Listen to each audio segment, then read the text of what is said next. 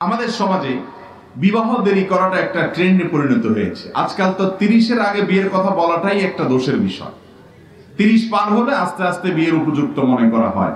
32, 33, 34, 35, 36, 37 হলে মোটামুটি বিয়ের পরিপূর্ণ বয়স হয়েছে মনে করা হয়। লেট ম্যারেজ বা দেরিতে বিয়ের যে ক্ষতি, সেই ক্ষতিগুলোকে তালিকা করলে বিশাল বড় তালিকা হবে। এর মধ্যে একটা ছোট্ট কথা শুধু বলি, যারা দেরিতে বিয়ে করেন বেশিরভাগ ক্ষেত্রে দেখা যায় দাম্পত্য জীবনে যে স্বামী স্ত্রীর মধ্যকার ভালোবাসা হওয়ার কথা, যে সম্প্রীতি হওয়ার কথা, এটা আসলে সেই লেভেলের হয় না। এর অন্যতম একটা কারণ হলো অনেক দেরিতে বিবাহ করা। এই দেরিতে বিয়ের সাথে সম্প্রীতি না হওয়ার সম্পর্ক অনেক কারণে।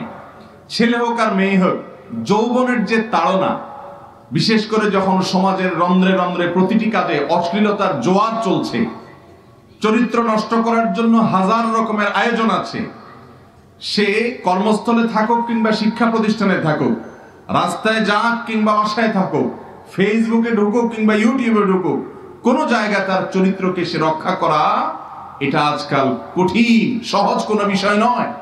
এরকম পরিস্থিতিতে একজন যুবক তার যৌবনের বিরাট একটা সময় সে পার করে ফেলবে, 30-35 হয়ে যাবে, আর তার চরিত্রে শুধু ফুলের মতো পবিত্র প্রলেপ থাকবে, এটা সম্ভব?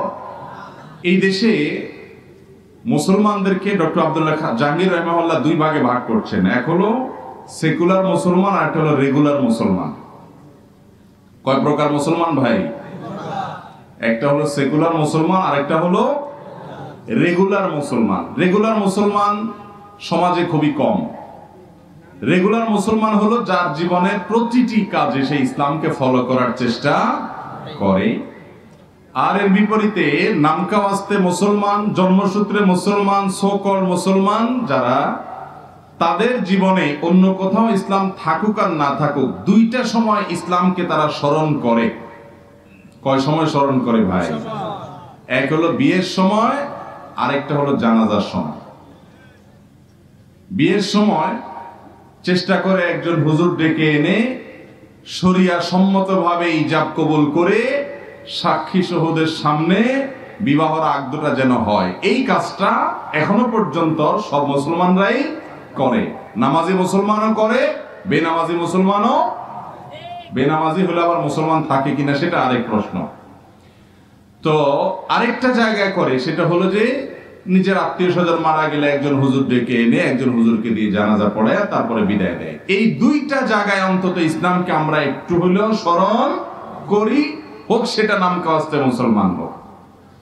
দুঃখের বিষয় হলো জীবনের এই বিশাল বড় অধ্যায়, এত বিশাল বড় জগৎ, এর মধ্যে ব্যবসা বাণিজ্যে আপনি একজন হুজুর ডেকে জিজ্ঞেস করেন না, হুজুর ব্যবসায় কোন কাজটা করা যাবে, কোনটা করা যাবে না, তেল মজুদ করে মুনাফা অর্জন করলে জায়েজ হবে না হারাম হবে, এই প্রশ্ন হুজুরের কাছে রাখেন না বেশিরভাগ ব্যবসায়ী ভাইরা। কিন্তু বিয়ের সময় হুজুর ঠিকই দাওয়াত দেন বিয়েটা সঠিকভাবে পড়ায় দেওয়ার জন্য। সেই বিয়েটা যেখানে শুধুমাত্র একটু ইসলামকে আমরা গায়ে মাখানোর চেষ্টা করি বা হুজুর ডেকে এনে বিয়েটা অন্তত ইসলাম সম্মতভাবে করার চেষ্টা করি, সেখানেও আমাদের এত পরিমাণ ত্রুটি বিচ্যুতি যে আজ মুসলমানের বিয়েতে ইসলামের যে দিক নির্দেশনা আছে বিয়ে সম্পর্কে, সেগুলো খুব একটা খুঁজে পাওয়া যায় না। আর এই কারণে ঘরে ঘরে দাম্পত্য জীবনে অশান্তি, কলহ, সংসারগুলো ভেঙে খান খান হয়ে যাচ্ছে। শান্তির দেখা দাম্পত্য জীবনে আগের মতো এখন আর নাই। শান্তির উপকরণ বা ভোগের উপকরণ যেটাকে আমরা বলি, এই ভোগের উপকরণ আমাদের কাছে অনেক আজকাল আছে, কিন্তু শান্তি জিনিসটা আমাদের হাতে তেমন একটা নাই।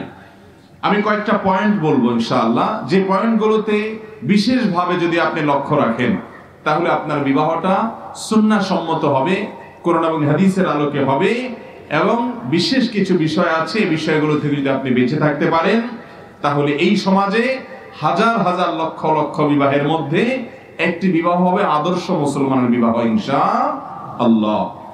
বিবাহ জীবনে বারবার করার তৌফিক বেশিরভাগ মানুষের হয় না, একটা করতেই অবস্থা খারাপ হয়ে যায়।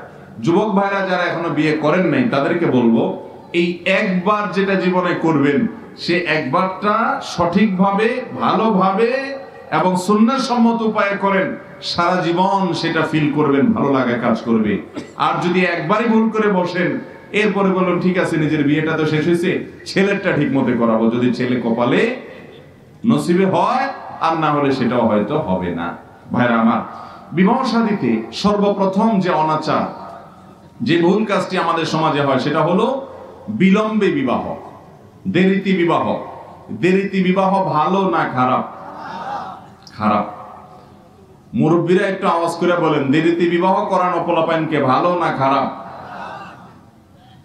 মুরব্বীরা চিন্তা করতেছে ছেলে তো বাড়িতে গিয়ে ধরবো, আরেক মুসিবত। দেখেন, নবী করিম সাল্লাল্লাহু আলাইহি ওয়াসাল্লাম বলেছেন অভিভাবকদেরকে বলেছেন, ইদা জাআকুম মান তারদাউনা দীনাহু ওয়া খুলুকাহু, তোমাদের কাছে যদি এমন কোন পাত্রী আসে যার দিনদারি, যার চরিত্র, এই ব্যাপারে তোমরা মোটামুটি আস্থা রাখতে পারো, নির্ভর হতে পারো, এরকম হয় যে ছেলেটা আখলাক চরিত্র ভালো হবে, দিনদারিটা ভালো হবে, এরকম যদি মনে হয়, ফানকিহুহু, তাহলে সেক্ষেত্রে তার সাথে তোমাদের কন্যাকে বিয়ে দাও। আর মেয়ে পাওয়া গেলে ছেলেকে বিয়ে করাও সেরকম দিনদার মেয়ের সাথে, আখলাকি মেয়ের সাথে। আর যদি তোমরা এই কাজে বিলম্ব করো, গড়িমসি করো, তথাকথিত পায়ে দাঁড়ানোর কথা বলে পোলাপাইনকে ঘুরাইতে থাকো, তাহলে মনে রাখবে তাকুম ফিতনাতুন ফিল আরদি ওয়া ফাসাদ, গোটা পৃথিবীতে তুমি যে সমাজে বসবাস করছো সেই সমাজে এবং একই পদ্ধতি ফলো করলে গোটা দুনিয়াতে ফাসাদ এবং ফিতনা বিস্তার করবে। যুবকদের চরিত্র নষ্ট হবে, যুবতীদের চরিত্র নষ্ট হবে, এবং এই নষ্টামির, এই ক্ষতির দায় অভিভাবক হিসাবে তাদেরকেও বহন করতে হবে। ভাইরা আমার, নবী করিম সাল্লাল্লাহু আলাইহি সাল্লাম তিরমিজি বর্ণিত এক হাদিসে বলেছেন, 3 ব্যক্তিকে সাহায্য করা এটা আল্লাহ রাব্বুল আলামিন নিজের উপর নিজে আবশ্যক করে নিয়েছেন। কয় ব্যক্তিকে? 3 ব্যক্তি। এই 3 ব্যক্তির মধ্যে তৃতীয় নম্বর হলেন ওই ব্যক্তি ওয়ান্নাকিহ আল্লাযী ইউরিদুল আফাফ, যে বিবাহেচ্ছুক যুবক বা যুবতী বিবাহ করতে চায় চরিত্র রক্ষা করার জন্য, নিজের ঈমানকে, তাকওয়াকে রক্ষা করার জন্য, হারাম থেকে বাঁচার জন্য যে বিয়ে করতে চায়, এই আল্লাহর বান্দা তার আর্থিক দুর্বলতা আছে, অন্যান্য দিক থেকে দুর্বলতা আছে, কিন্তু সে নিজেকে রক্ষা করার জন্য সাধ্য অনুযায়ী চেষ্টা করে এবং বিবাহ করতে ইচ্ছুক, আল্লাহ রাব্বুল আলামিন এই আল্লাহর বান্দাকে সাহায্য করবেন। এটা আল্লাহর জিম্মাদারি, আল্লাহ নিজে এটার জন্য নিজের জিম্মা নিয়ে নিয়েছে। আমাদের সমাজে বিবাহ দেরি করাটা একটা ট্রেন্ডে পরিণত হয়েছে। আজকাল তো 30-এর আগে বিয়ের কথা বলাটাই একটা দোষের বিষয়। 30 পার হলে আস্তে আস্তে বিয়ের উপযুক্ত মনে করা হয়।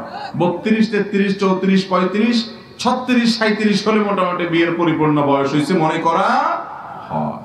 ভাইরা আমার, এই বিষয়ে আমি খুব দীর্ঘ আলোচনা করব না আজ, কারণ অনেকগুলো পয়েন্ট আছে আমার।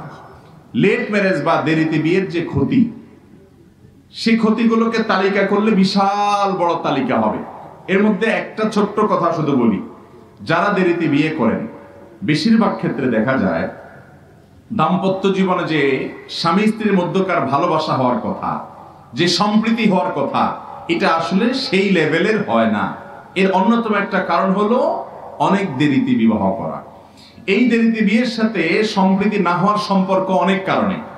ছেলে হোক আর মেয়ে হোক, যৌবনের যে তাড়না, বিশেষ করে যখন সমাজের রন্ধ্রে রন্ধ্রে প্রতিটি কাজে অশ্লীলতার জোয়ার চলছে, চরিত্র নষ্ট করার জন্য হাজার রকমের আয়োজন আছে, সে কর্মস্থলে থাকুক কিংবা শিক্ষা প্রতিষ্ঠানে থাকুক, রাস্তায় যাক কিংবা বাসায় থাকুক, ফেসবুকে ঢুকুক কিংবা ইউটিউবে ঢুকুক, কোন জায়গায় তার চরিত্রকে সে রক্ষা করা এটা আজকাল কঠিন, সহজ কোনো বিষয় নয়।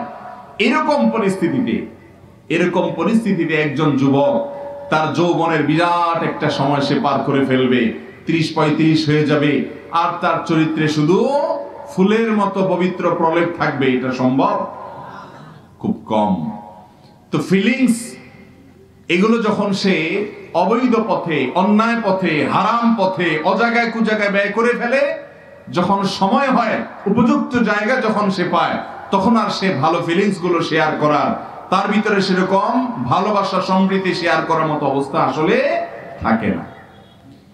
এই বিষয় নিয়ে যদি আমরা কথা বলি, অন্তত 10টি উল্লেখযোগ্য ক্ষতি একটা একটা করে আমরা দেখিয়ে দিতে পারবো। সেজন্য যুবকদেরকে বলবো, নিজের পায়ে নিজে দাঁড়ানো বলতে শরীয়ত যেটুকু বলেছে সেটা হলো স্ত্রীর মহারানা এবং কোন রকম ডাল ভাত জোগাড় করার মতো ব্যবস্থা যদি হয়, বিবাহের জন্য উদ্যোগ নেন।